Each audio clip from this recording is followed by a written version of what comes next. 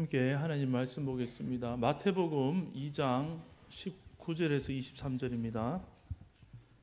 마태복음 2장 19절에서 23절 한 절씩 교독하시겠습니다.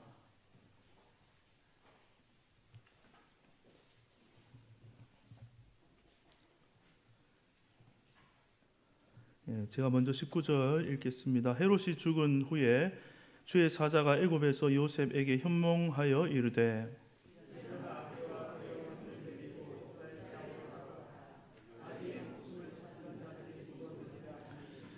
요셉이 일어나 아기와 그의 어머니를 데리고 이스라엘 땅으로 들어가니라.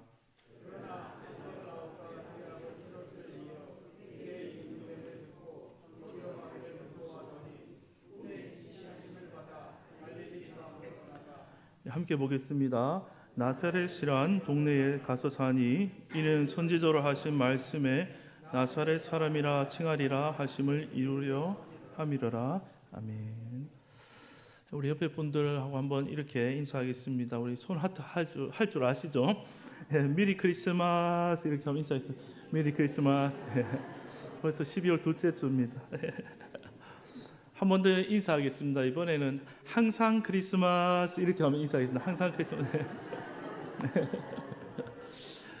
예수님 우리 언제나 함께 하시는데 12월 이때만 성탄절 아니고 1년 내도록 우리 하루하루 또 모든 시간이 주님과 함께하는 시간 되기를 주님의 이름으로 축복합니다. 우리가 벌써 성탄절이 있는 12월을 둘째 주를 보내고 있는데 우리 마음 가운데 정말 이 예수님을 모시는 설레임과 또 감격과 기쁨이 살아있는지 한번 생각하면서 되돌아보면서 말씀을 나누고 싶습니다. 오늘 본문 19절에 보면 이렇게 시작되고 있습니다. 19절에 헤롯이 죽은 후에 이렇게 시작합니다. 우리 성경을 다 너무 잘 아시기 때문에 앞부분의 내용이 어떤 일이 있었냐면요. 헤롯이 유대인의 왕으로 나신 이가 어디 있느냐 이렇게 그 말을 탁 들으니까 신경이 탁 날카롭게 세워져서 어떻게 했습니까? 그 일대 지경 안에 있는 모든 몇 살 아래 아기들 다 죽였습니까? 3살입니까? 2살 아닙니까? 네, 괜찮습니다. 경상도에 설교할 때 원래 대답이 없는데 지금 대답해 주신 거면 너무 감사합니다. 3살 아니고 2살, 제가 알기로는 2살입니다. 네, 2살인데 2살 아래로 죽이면 뭐 확실하게 찾지는 못해도 막 싹 다 죽였으면은 헤롯은 생각하기를 예수님을 자기가 그 유대인의 왕으로 나왔다 하는 아기를 죽였다고 철저하게 믿었겠죠, 그렇죠? 네, 죽을 때까지 몰랐을 것입니다. 자기는 그 유대인으로 나왔다는 왕을 듣고 내가 왕인데 하면서 다 죽였거든요. 근데 죽였습니까? 못 죽였습니까? 네, 못 죽인 것이죠. 누가 먼저 죽었습니까? 그런데 오늘 말씀에 보니까 예수님 아직 살아계신데 그 헤롯이 먼저 죽었습니다. 헤롯이 아니라 역사상 그 어떤 놀랍고 위대한 왕이라고 하더라도 다 때가 되면 죽습니다.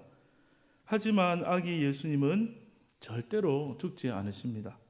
왜 그렇죠? 예수님은 만왕의 왕이신 하나님의 아들이시기 때문에 그렇죠. 또 온 인류의 구원자이신 유일하신 진정한 영원한 왕이 예수님이기 때문에 아무리 그래도 죽지 않는 그 왕, 바로 예수님이 영원한 왕이 되시는 것입니다.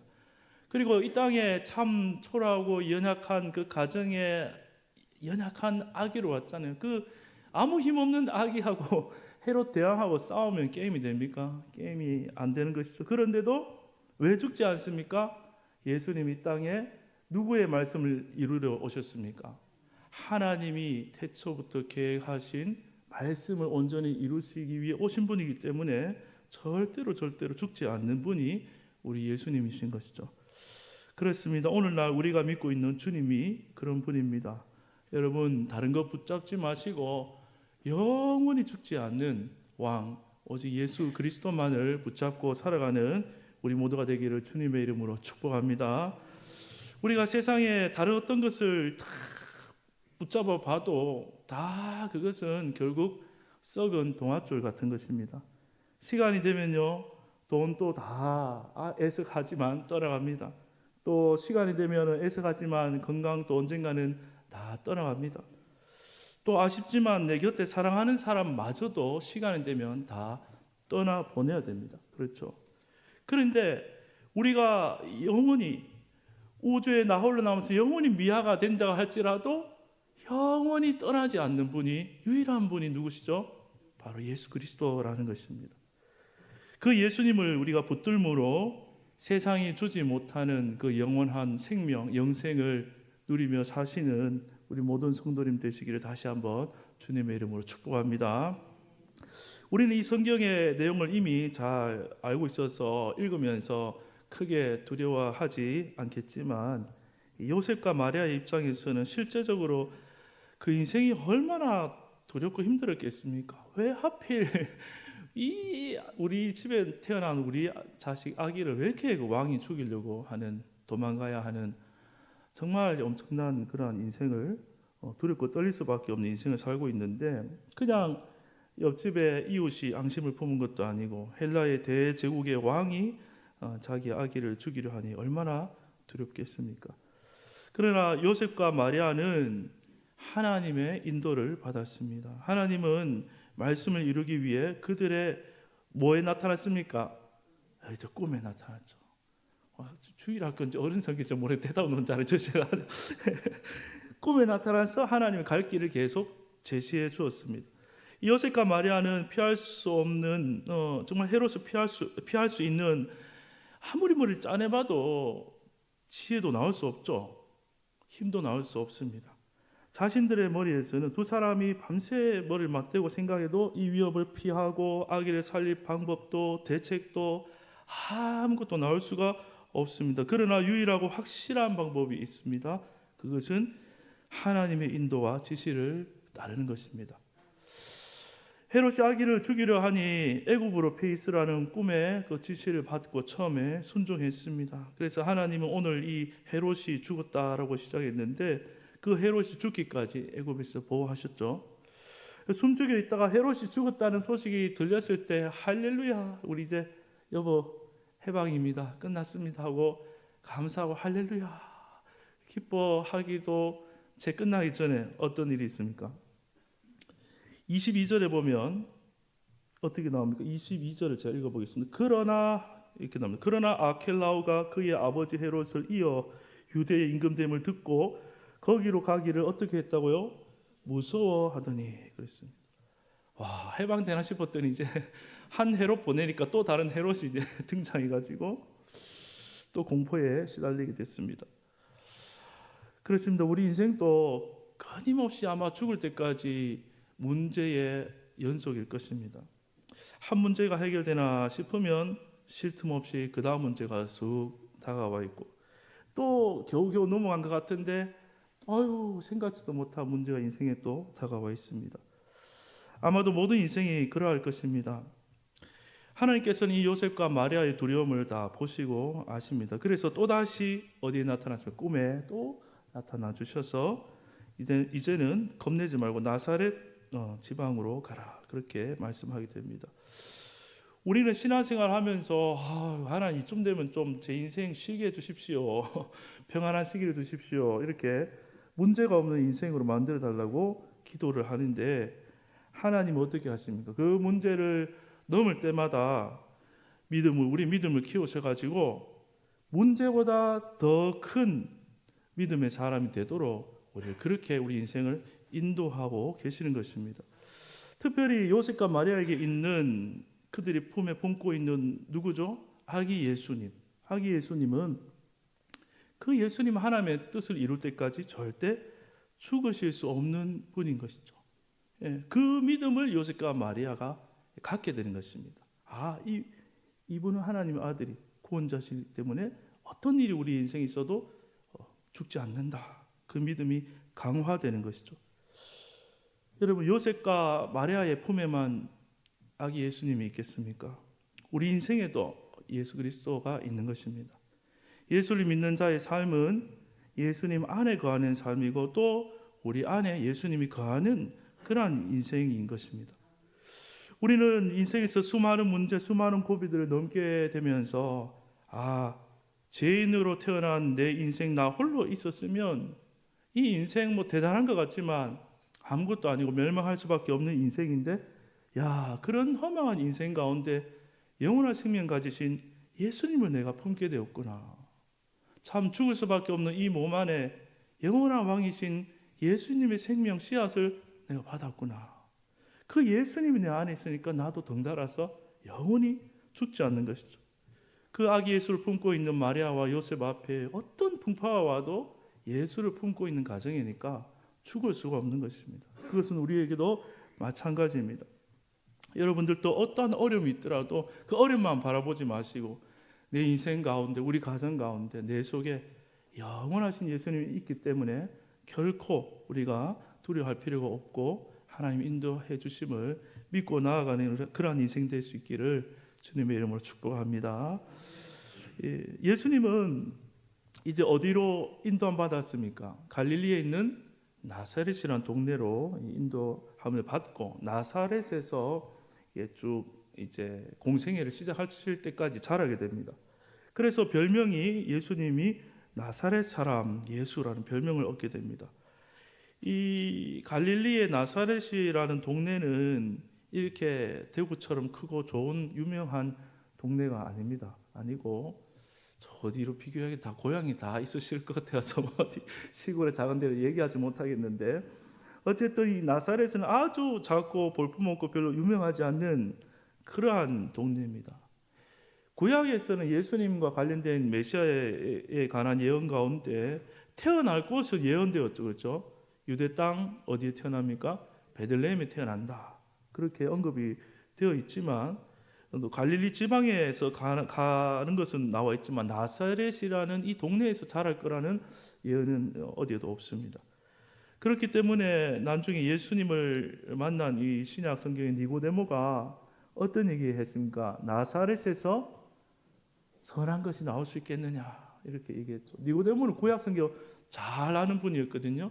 그런데 나사렛하고는 별로 관련이 없다 이렇게 그만큼 작고 무시되는 동네였습니다. 그런데 예수님의 별명이 나사렛 예수 이런 것이죠. 그런데 이 유명하지 않은 이 동네에서 평범한 사람들과 섞여서 그분이 왕인지 하나님 아들인지 모르게 평범하게 아주 그렇게 잘하시는 것이죠. 이것을 통해 우리가 무엇을 알 수 있습니까? 항상 하나님의 길과 하나님의 방법은 인간의 지혜로 다 가늠할 수 없다는 것입니다. 우리가 똑똑하다고 신학을 공부했다고 돈이 많다고 힘이 많다고 대단한 능력을 가졌다고 해서 하나님의 일을 다 꿰뚫어 볼 수 있는 것이 아니죠. 보이지 않는 하나님의 일을 누가 알 수가 있겠습니까? 누가? 그것은 다 알지 못해도 말씀대로 그대로 믿고 따라가고 순종하는 자에게 하나님은 그 영안의 눈을 열어주셔서 하나님이 하시는 일들을 보여주시고 갈 길을 지시해 주시고 살 길을 보여주시고 하나님 뜻이 이루어지도록 그러한 자들을 통해서 마치 마리아와 요셉 가정을 통해서 예수님의 그 구원의 길이 쭉 진행돼 가듯이 우리 인생을 향한 또 여러분 인생을 향한 여러분의 뜻과 계획도 있겠지만 여러분을 지으신 하나님의 분명한 이 땅에 보내신 목적이 있단 말입니다. 우리는 다 모르지만 말씀대로 순종하고 따라가면은 하나님 그 길대로 다 인도해 주시고 그 당시에는 모르지만 또 보여주시고 그렇게 인도해 주시는 것입니다. 오늘 또 하나님은 우리 삶 속에서 또 우리 주변에서 또 우리 가정에서 또 우리의 모든 범사 가운데 어떻게 일하고 계신지 우리는 세세히 다 알 수 없고 우리 지혜는 측량 가늠이 안 됩니다. 오직 나에게 주시는 오늘 그 말씀에 순종하고 그대로 따라가는 자만이 시간이 지났을 때 하나님의 뜻이 여기에 있었구나. 또 하나님이 내 인생 가운데 이렇게 역사하셨구나. 그런 깨달음과 함께 감사와 찬양을 또 우리 인생 가운데 올려드리게 될 줄로 믿습니다.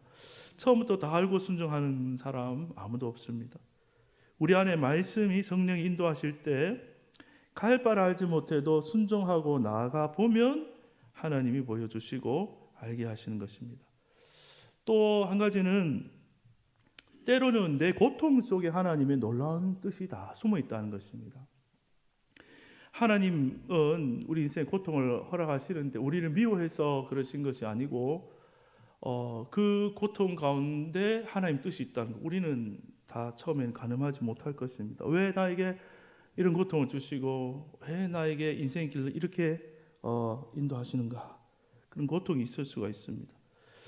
우리는 보통 은혜 받고 평안해지면 늘 그 자리에 머물러서 여기가 좋사오니 하고 움직이려 하지 않는 그런 성향이 다 우리에게 기본적으로 또 있을 수도 있습니다. 그러나 하나님 우리에게 환경을 통해서 때로는 어려움과 또 고통을 허락하시고 우리를 움직일 수밖에 없는 환경으로 또 허락하셔서 더 놀라운 하나님의 길로 인도해 가신다는 것입니다.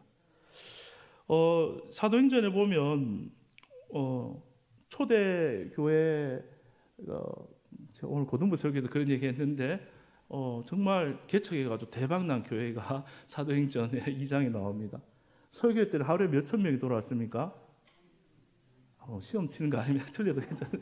하루 설교했는데 3천 명이 돌아왔어요. 예. 야, 베드로가 설교했는데 살아계시면 우리 교회에 한번 강사로 초청하면 바로 그냥 10배 봉인인데 3천 명이 돌아왔어요. 뭐 그날 하루만 설교했겠습니까? 뭐 3천 명이 돌아왔다. 또 병고침이 역사, 또 놀라운 기적과 이적도 나타나고 또 사람들이 막 다 자기 돈을 꺼내 가지고 필요에 따라 막 나눠줬죠. 그러니까 사람들이 야 가보자 해가지고 동네 사람, 아파트 사람 다 와가지고 이게 막 도움을 받고 야 이런 교회가 있나 하고 또 떡을 떼며 교제했지 않습니까? 예, 그래 우리 아멘교회 소고기 국보다는 맛있지 않았겠지만 그 떡과 음식을 먹으면서 교제하고 막 이제 그렇게 행복한 교회 되는데 또 이제 더 놀라운 것은 세상이 이 교회를 보고 뭐 했다고요? 칭송했다, 칭찬했다 그랬거든요. 야, 그 개척에서 그 정도 되면은 정말 대단하지 않습니까? 그런 교회 같으면은 하나님 보시고 야, 이 교회는 내가 주님 보시고 내가 다시 재림할 때까지 영원히 둬야겠다 이렇게 생각하셔야지 마땅한 거 아닙니까? 근데 그 교회가 어떻게 됐습니까? 핍박으로 인해서 다 흩어져 버렸습니다. 베드로가 주여 이러려고는 처음부터 보내시지 말든가 하면서 울고 이래야 될 것이 정상 같은데 그렇지 않았죠. 다 성령의 인도함을 받으니까 핍박과 흩어졌지만 어떤 일이 일어납니까? 가는 곳곳마다 복음이 전파되는 것입니다. 또 뒤에 사도 바울도 마찬가지입니다. 가는 곳마다 복음 전하면은 또 편안하면 좋은데 쫓아가지고 괴롭히고 핍박하고 하니까 하는 수 없이 도망가고 죽다 살아나고 도망가고 그렇게 이제 하거든요. 근데 바울 입장에서 봐서는 그게 고난이고 막 너무 힘들어 죽겠는데 하나님 결과로 보면 어떻습니까? 가는 곳곳마다 복음의 불씨가 온 아시아로 유럽으로 번져 나가는 것입니다. 그렇기 때문에 우리는 우리 고통 속에 담겨 있는 우리 인생의 고통 속에 담겨 있는 하나님 뜻을 다 가늠을 할 수가 없는 것입니다. 물론 하나님 다 처음부터 보여주시면 좋겠지만 우리가 다 헤아릴 수 없지만 그 과정을 통해서 또 우리 믿음이 자라고 또 내 뜻이 아니라 하나님의 뜻이 내 인생 가운데 있구나 그것을 고통을 지나면서 또 우리 신앙이 자라면서 깨닫게 되는 것입니다. 그렇습니다. 우리는 고통 가운데 있을 때 내가 원치 않는 환경 가운데 있을 때 하나님은 다 할 수 없습니다. 그러나 사실은 그 환경을 통한 하나님의 손길이 나에게 가장 좋은 손길이라는 것을 또 믿고 신뢰하고 따라갈 수 있는 우리 모두가 되기를 주님의 이름으로 축복합니다. 우리 남은 인생이 내 뜻과 내 편안함이 아니라 하나님의 뜻을 이루는 길로 나아갈 수 있게 되기를 주님의 이름으로 축복합니다. 말씀을 정리하려고 합니다. 어떤 환경 가운데 있어도 우리 안에 누가 계십니까? 예수님. 오늘 마리아와 요셉 품에 아기 예수님을 품고 있는 것처럼 아무리 초라하고 연약한 마리아와 요셉이라도 그 안에 예수 생명이 있으면 가장 강한 것입니다. 여러분 어떤 환경 어떤 어려움이 있더라도 예수님이 내 안에 있구나 그렇게 생각하시고 저는 한 번씩 종종 마음을 길을 걷다 힘들면 이런 기도합니다. 그 데살로니가 전서입니까 후서입니까 갑자기 헷갈려 5장 18절 16절 18절에 보면 항상 기뻐하라 쉬지 말고 기도하라 범사에 감사하라. 그런데 어떻게 이럴 수 있을까 했는데 뒤에 보니까 그리스도 예수 안에서 너희를 향하신 뜻이잖아요. 그러니까 뭐 때문에 항상 기뻐할 수 있습니까? 예수님 때문에 기뻐합니다. 예수님 때문에 쉬지 않고 기도합니다.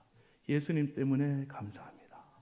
길을 걸으면서 어려운 날을 만나도 이유가 없잖아요. 갑자기 기뻐할 이유가 없는데 예수님 때문에 감사합니다. 기뻐합니다. 예수님 때문에 항시지 않고 기도합니다. 그렇게 기도하다 보면 기쁨이 생겨요. 성령께서 그 믿음 보시고 우리 안에 세상이 줄 수 없는 성령께서 주시는 기쁨이 이렇게 샘솟듯 올라와서 그 나의 근심과 염려와 생각과 이성보다 그 성령의 은혜가 더 커지면 그 은혜가 나를 인도해 가는 것이죠. 초대교회 또 보면은 오늘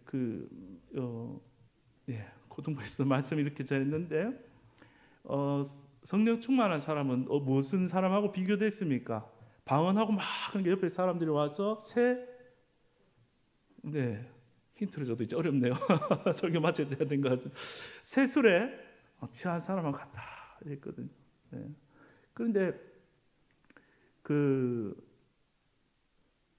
제가 말을 하나 지었는데 세상술하고 성령술이 있는데 세상술에 취하면 땡땡땡 좋고 성령술에 취하면 땡땡땡 좋다. 이렇게 들어갈 말을 아시겠습니까? 세상술에 취하면 세 글자는 땡땡땡 좋고 힌트를 드리겠습니다. 제가 집에 들어가면서 예를 들어서 가장이 막 힘들어서 술 먹고 기분이 좋아졌어요. 그래서 막 제가 옛날 노래 아는 게 밖에 동도야 울지 마라 하면서 춤을 추면서 들어가요. 고성방가 소리 지르고 집에 들어가면 때문에 그리고 가가지고 막 두들기고 막 자기는 좋다고 노래 부르는데 세상 소리 취하면은 땡땡땡 좋고가 뭐겠어요? 나 혼자 좋은 거예요. 나 혼자 좋고 옆에 사람 다 괴로워진. 근데 제가 성령의 소리 오늘 와가지고 기도하고 말씀 보고 은혜 받아가지고 막 성령의 막 소리 취해서 은혜 받고 그래서 집에 들어가서 문 열자마자 평소 같으면 제가 공부했나 시험 기간 아니 이거부터 나오는데 건강만 해라 사랑한다고 애들 안아주고 여보 사랑해 뽀뽀해주고 집안일 도와주고 막 성령이 충만해가지고 막 그렇게 찬양 부르면서 하면은 성령 소리 취하면 땡땡땡 좋다. 어떻게 좋은 겁니까? 나 혼자 좋습니까? 모두가 다 같이 좋은 거죠. 그런데 성령에 만취한 사람은 이 술 취한 사람 특징이 담대한 거거든요. 담대한 거. 술 취하면 왜 담대합니까? 알코올이 뇌보다 이성보다 더 지배해버리니까 담대해지는 거예요. 그러니까 술 취해서 담대해지려면 조건이 뭡니까? 술을 한두 잔 마셔야 되겠습니까? 아니죠. 많이 마시고 완전히 취해야지. 술 적게 취하면 아직도 내 이성이나 내 컨트롤이 살아있기 때문에 그런 일이 아니란. 그런데 술 얘기는 잊어버리시고 이제 성령으로 넘어와서 성령의 충만이 조금밖에 안 찼어요. 감동이 조금밖에 안 왔어요. 그러면은 아직 술이 덜 취해서 아직도 내 이성이 나를 컨트롤하는 겁니다. 그러니까 성령의 감동이 있지만 충만하지 않으면 내 생각, 이성이, 현실이 더 높으니까 일하시는 통로 다 막히게 되는 거예요. 일을 하니까 내가 이렇게까지 해야 되나? 내 체면이 있는데 이거는 현실적으로 안 맞는데 그런 게 성령이 얕으면 이게 역사가 안 일어납니다. 그런데 만취한 사람은 어떻죠? 전봇대 가만히 있는데 전봇대가 나를 봐서 받고 공격하는데 막 담대하게 싸우고 가만히 있는 땅에 올라서 나를 박았다 그러고 싸우고 담대지. 성령의 술에 취하면은 내 생각과 내 이성과 감정이 없이 살라는 말이 아니라 그것보다 성령의 감동이 더 넘어서면은 성령에 순종하게 되고 그 역사가 성령 술에 취하면 나만 좋은 것이 아니라 하나님도 좋으시고 나도 바뀌니까 좋고 옆에 사람도 다 같이 좋아지는 겁니다.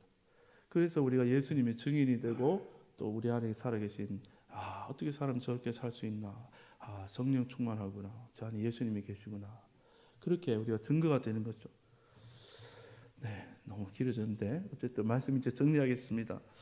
12월 정말 시간이 금방 갑니다. 예전 같으면 참 12월의 분위기가 지금도 좋지만 12월 되기 전부터 막 이제 성탄절 기대하고 또 이제 주님을 생각하고 또 그렇게 하는데 이번 남은 12월 또 성탄절 바라보면서 예수님 내 안에 계시구나 영원한 왕이 내 안에 계시구나 예수로 충만하는 것이 하나님 기쁨이겠구나 그런 마음을 가지시고 성령 충만 예수 충만 늘 사모하며 살아가는 우리 모두의 인생 될 수 있기를 주님의 이름으로 축복합니다.